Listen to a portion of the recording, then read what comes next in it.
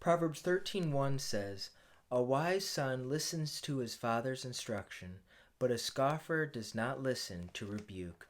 Proverbs 13:1. A wise son will listen to his father's instruction.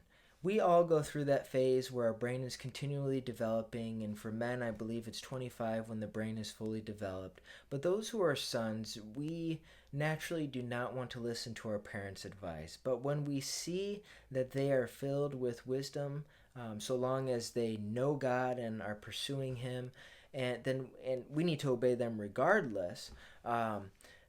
But obviously, there's certain things where if they ask us to do something immoral, but the point is where we want to not do that. But the point of this is that naturally we don't want to listen to our parents, but if they love God and they can love people and continue to do that which God is calling them to do, then they are men and women with a testimony. They are those with experience. They are desiring that which is above, setting their minds above rather than the things of this life.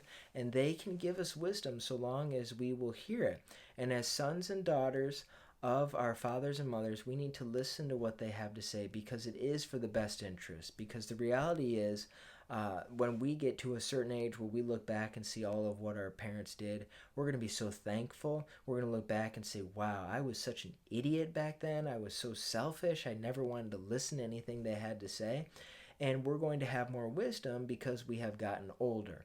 But as sons and daughters now, no matter what the age, whether we're 6, 16, or even 26 and married, we need to continue to listen to our father and mother's instructions. We need to listen to what they have to say because they usually do have wisdom. Obviously, we'll have differences of opinions, but they have walked longer and hopefully they're continuing to seek the Lord and haven't grown complacent.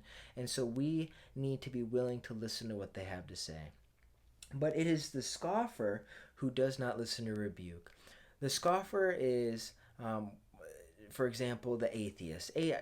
There is no such thing as an honest atheist. No one is completely believing that there is nothing because, and that there is no God. Because the reality is we all have eternity in our hearts, is what Ecclesiastes tells us.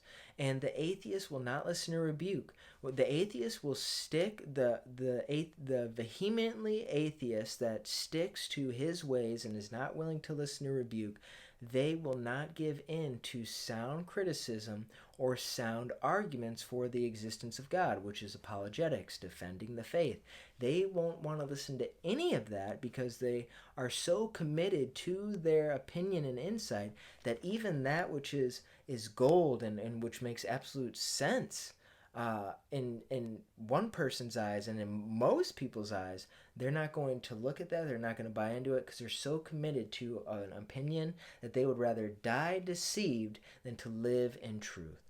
So may we, as sons and daughters, may we listen to our parents. May we understand that their instruction and their guidance is for the best in us, and even at the times when they're not, they do so out of love, and we're all going to make mistakes, but we need to be willing to listen to those who are older than us because they do have more experience and more knowledge to be able to give to us, by which we can learn and properly grow and hopefully drift from potential things that would happen that would be wrong, or in habits that we would develop that would be bad, had we not listened to them in the first place. So may their guidance and counsel and instruction, may it edify us, and may it be spoken through by the Holy Spirit, and may we not be as scoffers and not listen to rebuke, but rather may we open ourselves to discipline, because we know that the Lord disciplines those whom He loves, and likewise the instruction of our fathers and mothers